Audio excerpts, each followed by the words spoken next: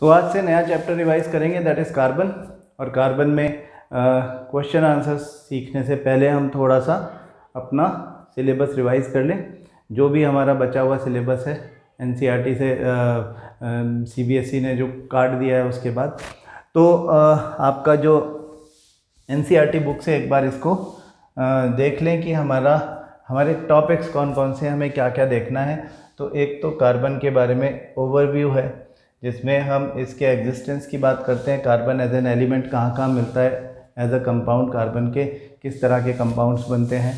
तो कार्बन की बॉन्डिंग सीखते हैं इसमें। यहाँ पे कोवेलेंट बॉन्ड का कंसेप्ट सीखते हैं सबसे पहले कि कोवेलेंसी क्या होती है, शेयरिंग ऑफ इलेक्ट्रॉन किस तरह से होता है, कार्बन की टेट्रावेलेंसी का क्या मतलब और क्या फ़ायदा है, और फिर कार्बन क्यों एक स्पेशल एलिमेंट है, क्यों वो एक वर्सेटाइल एलिमेंट है, वो क्यों केवल कोवेलेंट बॉन्ड्स ही बनाता है, केवल शेयरिंग ऑफ इलेक्ट्रॉन ही वो क्यों करता है। ये सब बातें इसमें हम सीखते हैं। तो बहुत सारी बातें इसमें सीखेंगे। कोवेलेंसी किस तरह से हाइड्रोजन का मॉलिक्यूल, ऑक्सीजन का मॉलिक्यूल, नाइट्रोजन का मॉलिक्यूल बनता है, इसका ये डॉट स्ट्रक्चर वेन डायग्राम्स की हेल्प से हम शो करते हैं। शेयरिंग के बाद में शेयर्ड इलेक्ट्रॉन पेयर्स कौन से होते हैं, लोन पेयर्स कौन से होते हैं, हमें पता होना चाहिए। कार्बन एज एन एलिमेंट, उसकी existence, allotropes of carbon, graphite, diamond के स्ट्रक्चर्स, बकमिंस्टर फुलरीन, C60, ये सब बातें इनिशियल पार्ट में कार्बन का इंट्रोडक्शन है। When we talk about carbons compounds, तो हम वर्सेटाइल नेचर ऑफ कार्बन की बात करते हैं, जिसमें कार्बन की कैटिनेशन एंड टेट्रावेलेंसी की बात होती है। और ये बहुत इंपॉर्टेंट क्वेश्चन भी है, आपको पता है। ऑर्गेनिक कंपाउंड्स के बारे में एक फ्रेडरिक होलर ने क्या एक्सपेरिमेंट किया, किस तरह से उन्होंने यूरिया बनाया अमोनियम साइनेट से, उसकी बात। Then saturated and unsaturated carbon compounds, hydrocarbons, alkanes, alkenes, alkynes and their derivatives, structure of hydrocarbon compounds, chains, branches and rings, ये सब बातें जहाँ से हमको क्वेश्चंस पूछे जाते हैं। Cyclic compounds, aromatic compounds, benzene, and then the functional groups and the homologous series. ठीक है, हमने पहले भी ये चीज़ आपको क्लियर कर दी थी कि इवन इफ़ कोई हमको कहता है कि फंक्शनल ग्रुप्स जो हैं वो सिलेबस से हट गया है, तो हमको फिर भी फंक्शनल ग्रुप्स की तैयारी करके जानी है, क्योंकि फंक्शनल ग्रुप्स जो हैं होमोलोगस सीरीज़ के एग्जांपल्स के फॉर्म में भी होते हैं। मतलब कि होमोलोगस सीरीज़ के एग्जांपल्स केवल एल्केन्स, एल्कीन्स एंड एल्काइंस से काम नहीं चलेगा, उसमें एल्काइल हैलाइड्स भी होंगे, एल्केनॉल्स भी होंगे, एल्केनोन्स भी होंगे, एल्केनैल्स भी होंगे एंड एल्केनोइक एसिड्स भी होंगे। जो फंक्शनल ग्रुप्स हमारी बुक में मेंशन्ड है, उनसे एसोसिएटेड होमोलोगस सीरीज़ के बारे में क्योंकि पूछा जा सकता है, इसलिए कभी भी इन बातों पर ध्यान मत दो कि कोई सी चीज़ हट गई है या नहीं हट गई है। हमको स्पेसिफिकली फंक्शनल ग्रुप्स के साथ में ही ये सीखना है। नॉमेनक्लेचर ऑफ कार्बन कंपाउंड के क्या मेथड्स, क्या मेथड है, क्या रूल्स हम फॉलो करते हैं उसमें, प्रीफिक्स कैसे और सफिक्स कैसे यूज़ किया जाता है फॉर डिफरेंट ग्रुप्स और homologous series, and then the questions associated. Chemical properties of carbon compound से नीचे का हमको नहीं पढ़ना है। ठीक है, तो हम कोवेलेंसी से बात शुरू करते हैं कि जो कोवेलेंट कंपाउंड्स हैं वो कंपाउंड्स हैं जो sharing of electrons between the atoms की वजह से बनते हैं। सवाल ये है कि why there should be sharing of electrons. Electrons की शेयरिंग क्यों होती है? एक्सचेंज ऑफ इलेक्ट्रॉन्स के बारे में हमने मेटल्स एंड नॉन मेटल्स में पढ़ा था। हमने सीखा था कि किस तरह से आयनिक कंपाउंड्स होते हैं, एक्सचेंज ऑफ इलेक्ट्रॉन्स होता है। और आपने अगर गौर किया हो तो उस समय रिएक्शन हो रही थी एक मेटल और एक नॉन मेटल के बीच में। मतलब एक मेटल है, समझो सोडियम है, वो एक क्लोरीन के आयन को, क्लोराइड आयन को एक इलेक्ट्रॉन दे रहा है। मतलब क्लोरीन के एटम को इलेक्ट्रॉन देता है तो वो क्लोराइड आयन बन जाता है। तो सोडियम के रिलीज़ करने से इलेक्ट्रॉन, सोडियम बैलेंस्ड हो गया, मतलब स्टेबल हो गया, और एक इलेक्ट्रॉन उसके देने की वजह से, जो क्लोरीन ने लिया उसका वाला इलेक्ट्रॉन, उसकी वजह से क्लोरीन का एटम जो है वो आयन में कन्वर्ट हो गया और वो स्टेबल हो गया। तो सोडियम का आयन बन गया कैटायन और एनायन बन गया क्लोराइड आयन। ठीक है, ये एक्सचेंज ऑफ इलेक्ट्रॉन कहलाता है, जिसमें एक एटम इलेक्ट्रॉन लूज करता है और दूसरा उससे गेन कर देता है। जो लूज कर रहा है वो भी स्टेबल हो जाता है, अपना ऑक्टेट कंप्लीट करता है, और जो गेन कर रहा है उसके साथ भी ऐसा ही हो रहा है। जो गेन कर रहा है वो भी अपना आयन बना करके स्टेबल हो जा रहा है। अब इन दोनों के ऊपर ऑपोजिट चार्ज आ गए, इस वजह से ये दोनों आपस में जुड़ गए और एक बड़ा स्ट्रॉन्ग इलेक्ट्रोस्टैटिक फोर्स की वजह से एक स्ट्रॉन्ग बॉन्ड बनता है, जिसको हम आयनिक बॉन्ड बोलते हैं। यहाँ पर शेयरिंग ऑफ इलेक्ट्रॉन क्यों होगी, कब होगा शेयरिंग ऑफ इलेक्ट्रॉन? जब इस तरह का एक्सचेंज ऑफ इलेक्ट्रॉन पॉसिबल नहीं हो, मतलब दोनों ही नॉन मेटल्स हों। ठीक है, मेटल्स तो खैर मेटल से किसी तरह का रिएक्शन नहीं करते, all the metals have the same tendency to lose electrons, but non metals can gain electrons as well as share electrons. Non metals के साथ में ऐसा है, नॉन मेटल्स लूज तो इलेक्ट्रॉन कभी नहीं कर सकते, लेकिन इलेक्ट्रॉन गेन कर सकते हैं और इलेक्ट्रॉन की शेयरिंग भी कर सकते हैं वो। तो नॉन मेटल के बीच में जब कोई रिएक्शन होती है, बॉन्ड बनता है, तो वो इसी तरीके से बनता है कि उनके इलेक्ट्रॉन्स आपस में शेयर हो जाते हैं।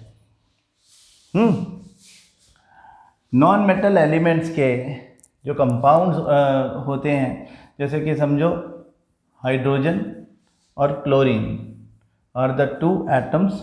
हाइड्रोजन के आउटरमोस्ट शेल में 1 इलेक्ट्रॉन है, क्लोरीन के आउटरमोस्ट शेल में 1 2 3 4 5 6 7 इलेक्ट्रॉन्स हैं। तो in order to become stable, hydrogen requires 2 electrons, chlorine requires 8 electrons. They will share electrons like this और बन जाएगा HCl, hydrogen chloride. Hydrogen chloride. यहाँ पे एक्सचेंज ऑफ इलेक्ट्रॉन नहीं हुआ है, दोनों एटम्स पर कोई चार्ज नहीं आया है, मतलब आयंस नहीं है ये, but still they are combining with each other because sharing of electron उनको स्टेबिलिटी दे रहा है। क्लोरीन के आउटरमोस्ट शेल में 8 इलेक्ट्रॉन हो गए, मतलब उसका ऑक्टेट कंप्लीट हो गया, तो क्लोरीन स्टेबल हो गया। हम इसको क्लोराइड आयन नहीं बोलेंगे, ये क्लोरीन का एटम ही है, हाँ, जो शेयरिंग ऑफ इलेक्ट्रॉन कर रहा है। ऐसे हाइड्रोजन जो है उसने अपना इलेक्ट्रॉन लूज नहीं किया है, उसने अपने इलेक्ट्रॉन को इस तरह से शेयर किया है क्लोरीन के साथ में कि यहाँ पे जो हमको बीच में 2 इलेक्ट्रॉन्स दिख रहे हैं, एक हाइड्रोजन से आया हुआ, एक क्लोरीन से आया हुआ, इनको हम कहते हैं shared electron pair. Shared electron pair.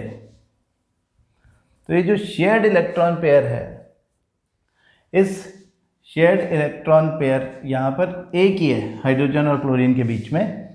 Shared electron pair अगर 1 है तो इसका मतलब यह है कि there are 2 electrons shared between the 2 atoms. 1 is donated or shared by each atom. So when 2 electrons are shared or there is sharing of 1 electron pair, then we call this bond as single covalent bond.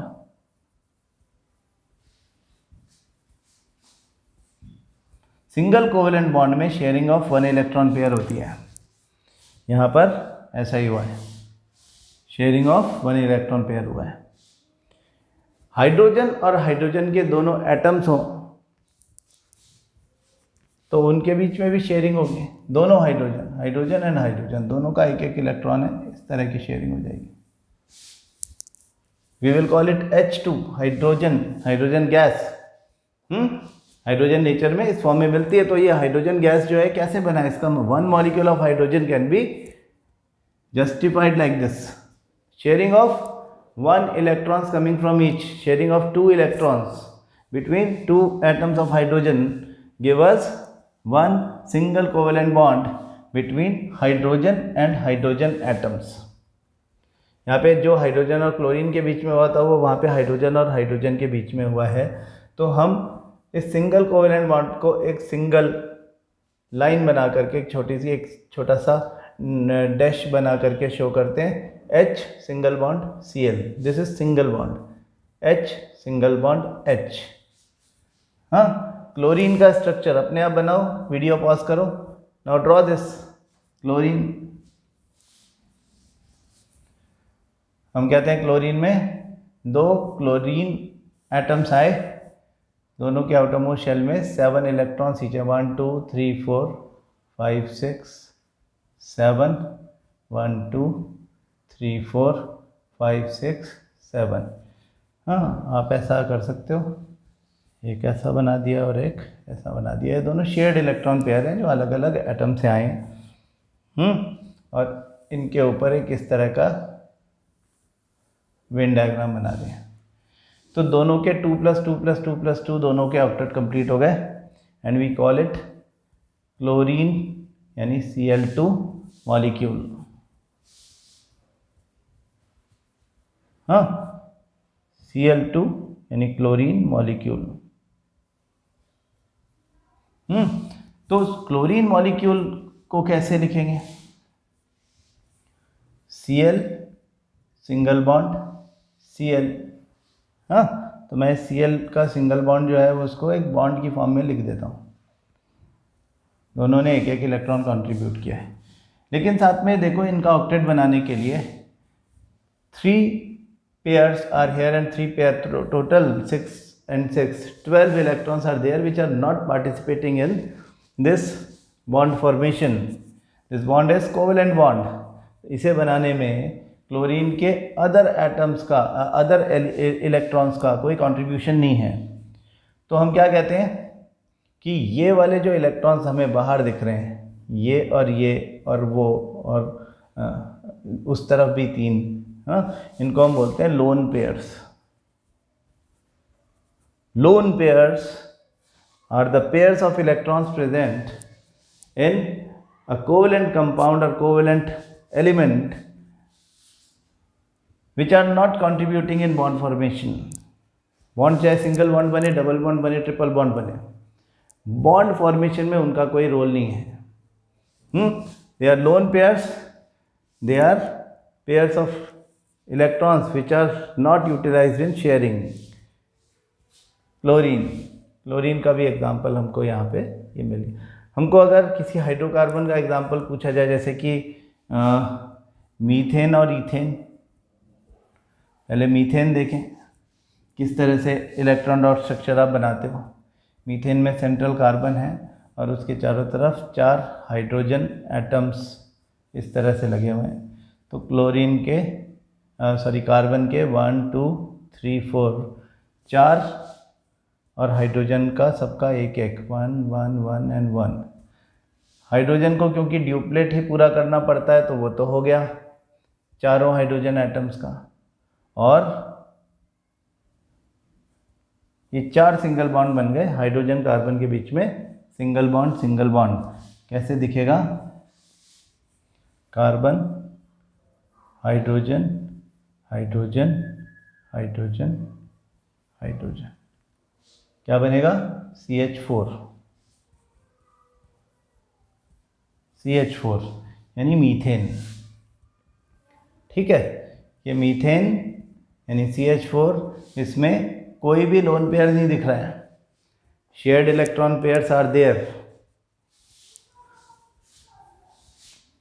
Ammonia NH3, ammonia का structure आपसे पूछा जाए तो कैसे बनाओगे? Nitrogen hydrogen hydrogen hydrogen, nitrogen के 3 electrons है 1 2 3 जो कि शेयरिंग में काम आएंगे, और एक पेयर यानी 2 इलेक्ट्रॉन्स ऐसे हैं जो शेयरिंग में काम नहीं आएंगे।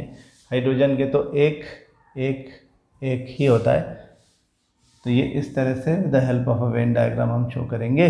नाइट्रोजन देखो 2 + 2 + 2 + 2 नाइट्रोजन का ऑक्टेट पूरा हो गया, ये बन गया अमोनिया। मीथेन से एक कार्बन बड़ा C2H6 यानी ईथेन, उसमें 2 कार्बन और बाकी सारे hydrogen CH3 single bond between two carbons and CH3। Carbon के इलेक्ट्रॉन्स दिखा रहे हैं 1 2 3 4, और इस वाले दूसरे वाले कार्बन का भी जो इलेक्ट्रॉन है वो यहाँ पर शेयरिंग में काम आएगा। बाकी हाइड्रोजन हाइड्रोजन हाइड्रोजन, हाँ, कार्बन के एटम्स हम ऐसे दिखा देते हैं इनके साथ लगे हुए, हाँ। तो वेन डायग्राम बना दो इसका भी। क्या बन गया ये बन गया CH3 सिंगल बॉन्ड CH3, ये वाला बॉन्ड सिंगल बॉन्ड है, हाँ। और कैसे दिखाते हैं, C2H6 is shown as CH3 single bond CH3. This is ethane, ethane।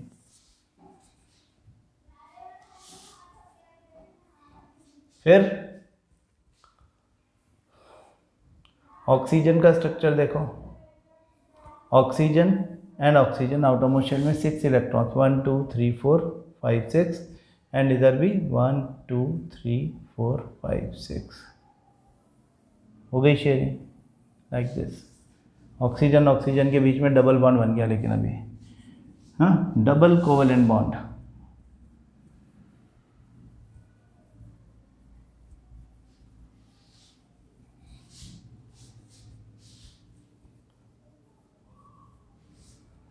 कैसे दिखाएंगे, O डबल बॉन्ड O, लेकिन साथ में 1 2 3 4 4 लोन पेयर्स भी हैं, तो लोन पेयर्स यहाँ अलग से छोड़ करेंगे 1 2 3 4, मतलब these are those electrons which are not participating in bond formation, ठीक है। तो ऑक्सीजन ऑक्सीजन के बीच में शेयरिंग ऑफ 4 इलेक्ट्रॉन्स पेयर या 4 इलेक्ट्रॉन्स या 2 इलेक्ट्रॉन पेयर्स हो रही है। जैसे हम O2 का कंस्ट्रक्शन यहाँ पे देख लेते हैं। दिस इज ये हमारा एक्चुअली O2 का ही कंस्ट्रक्शन है। इसमें हम कहते हैं कि ये जो दिख रहे हैं हमको, ये लोन पेयर्स हैं।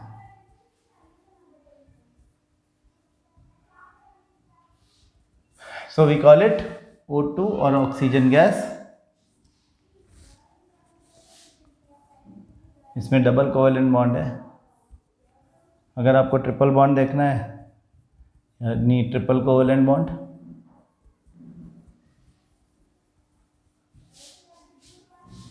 तो इसमें क्या है,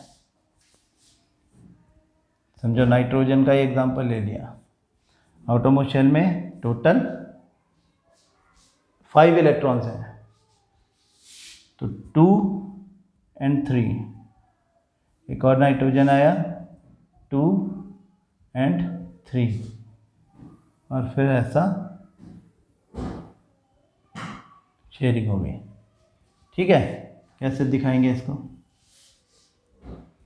N triple bond N। Oxygen कैसे दिखाया था, O डबल बॉन्ड O, साथ में इनके लोन पेयर्स भी, 2 इधर है 2 इधर है, 2 इधर है एंड 2 इधर है। सो दिस इज हाउ, ये एग्जांपल्स है हमारे नाइट्रोजन गैस के N2, ठीक। नाइट्रोजन गैस के एग्जांपल है ये, और मतलब ये ट्रिपल बॉन्ड है नाइट्रोजन गैस का है, ये डबल बॉन्ड है ऑक्सीजन का है, और ये सिंगल बॉन्ड है इथेन का, ठीक है ना।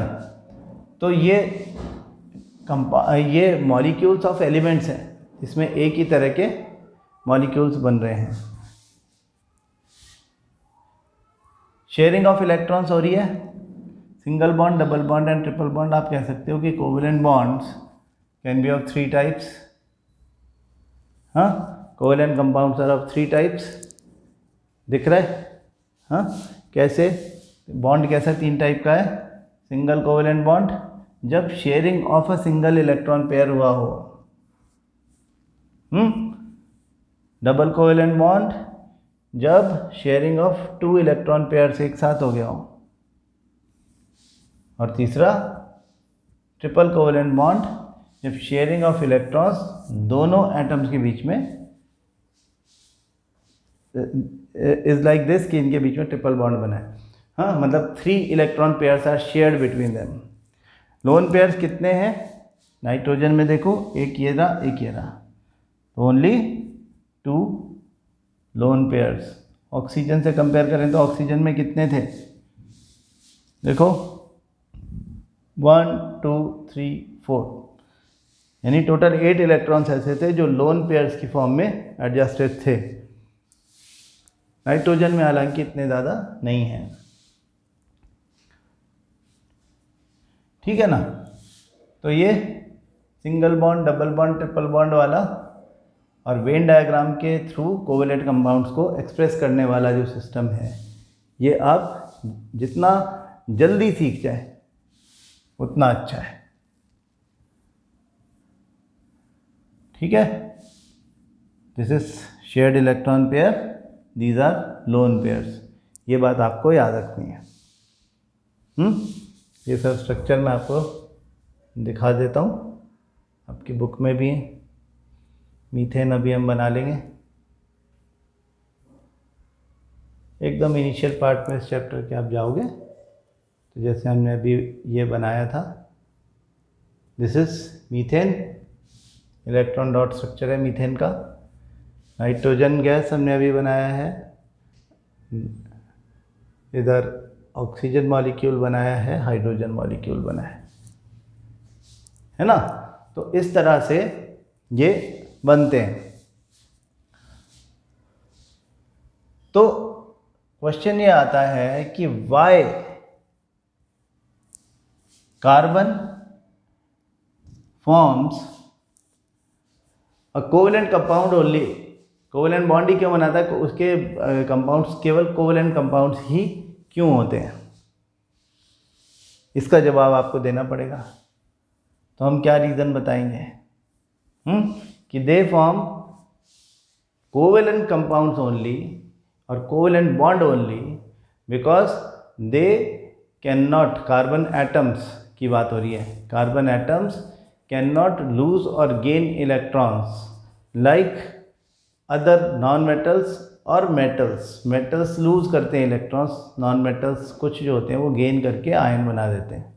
हाँ, तो कार्बन ये लिमिटेड क्यों है कि वो केवल शेयरिंग ऑफ इलेक्ट्रॉन ही कर पाएगा? ऐसा क्यों कहा हमने कि वो इलेक्ट्रॉन लूज भी नहीं कर पाएगा, गेन भी नहीं कर पाएगा? तो इसके पीछे 2 रीज़न है कि वाई कार्बन, क्वेश्चन ध्यान रखो, 2 क्वेश्चंस मिक्स ना हो जाएं। वाई कार्बन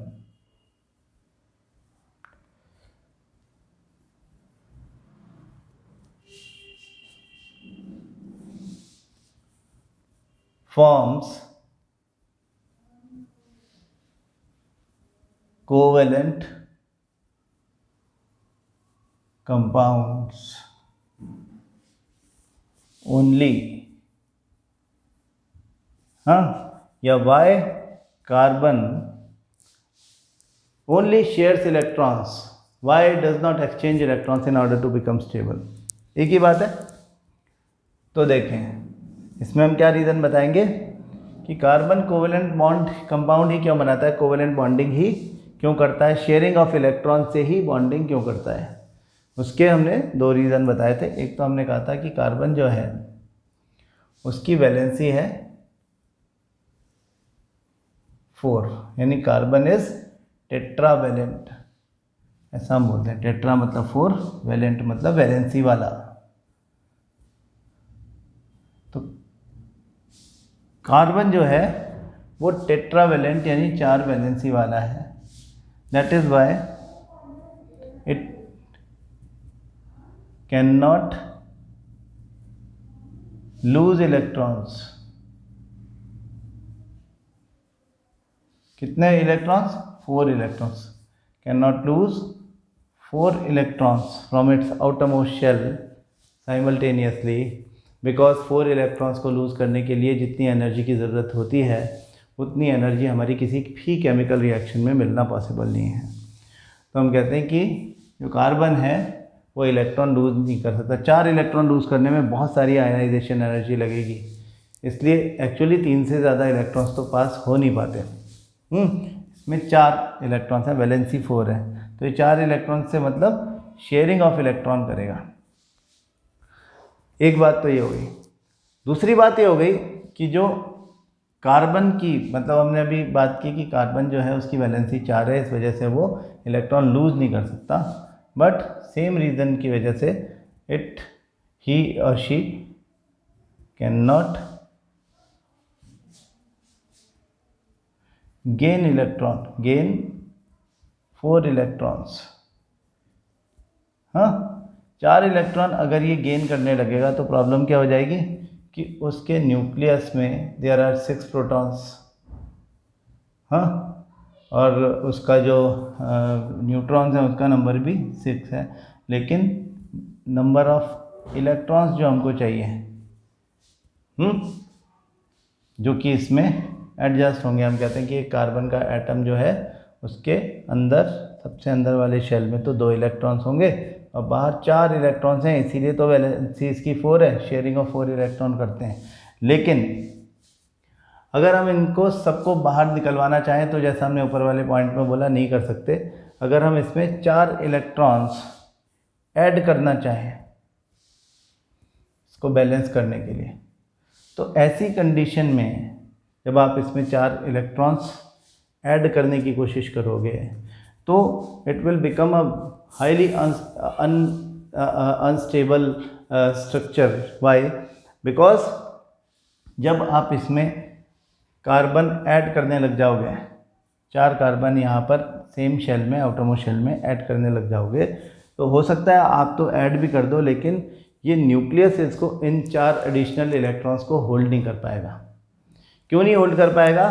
क्योंकि जो न्यूक्लियस है it has only 6 protons, and with the help of 6 protons you can not handle these so many of electrons out of it. मतलब कि इसके बाहर जो है वो 10 इलेक्ट्रॉन्स हो जाएंगे आप जब 10 इलेक्ट्रॉन ऐड कर दोगे तो ये स्टेबल स्ट्रक्चर नहीं हो सकता, क्योंकि न्यूक्लियस में जो 6 प्रोटॉन्स हैं वही बाहर वाले शेल्स को अपनी तरफ खींच रहे होते हैं। अगर ये 6 इलेक्ट्रॉन्स जो हैं इनको वो अपनी तरफ खींचने की कोशिश करेंगे तब तक तो वो खींचे रहेंगे, लेकिन 4 और ऐड कर दिए जाएं तो वो nucleus having only 6 protons can not handle 10 electron simultaneously. इसलिए ये तो पॉसिबल ही नहीं है कि ऐसा भी हो जाए। ये 2 रीजंस जो हैं कि why carbon forms covalent compounds only, तो आप ये उसका आंसर लिखोगे कि carbon is tetravalent, sharing of electron ही कर सकता है। हाँ, it can not lose electrons as well as it can not gain electrons as many 4 electrons एक साथ साइमल्टेनियसली वो नहीं हैंडल कर सकता। तो ये पॉपुलर क्वेश्चन है। उसके अलावा हमसे एक और पॉपुलर क्वेश्चन पूछा जाता है कि कार्बन की वर्सेटाइल नेचर के पीछे क्या राज है। Why carbon is so unique in the context of forming so many compounds, in the context of forming so many complex chains of carbon and carbon। तो ये एक कार्बन की प्रॉपर्टी है। हम कहते हैं there are 2 properties because of which carbon shows its versatile nature। उसका versatile nature 2 वजह से है। एक तो टेट्रावेलेंसी itself, एंड दूसरा the tendency of the electron of the atoms to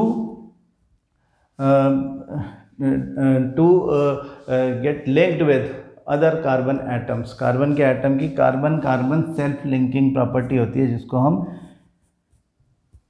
catenation बोलते हैं।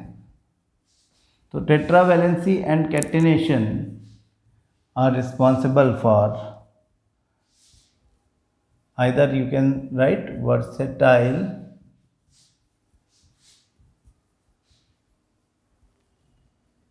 Nature of carbon. इस बात का मतलब क्या हुआ कि कार्बन के साथ में कोई भी इजीली कंबाइन हो जाता है। हाँ, most of the elements around it बहुत उसके साथ में कार्बन के साथ में कंबाइन हो जाते हैं। इसी वजह से वो बहुत सारे स्ट्रक्चर्स भी बना पाता है। ठीक है, तो आप प्रैक्टिस ज़रूर करें।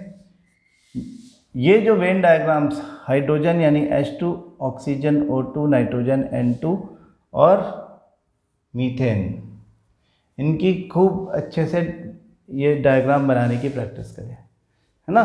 प्रैक्टिस में जितना ज़्यादा आ जाएगा जल्दी से जल्दी उतना अच्छा है। कल हम इसके आगे बात करेंगे। तब तक आप वर्ड बाय वर्ड NCERT पढ़ भी लो और इसको लिख लिख के प्रैक्टिस भी कर लो। ठीक है, फिर हम क्वेश्चन आंसर्स की बात कर पाएंगे। Thank you.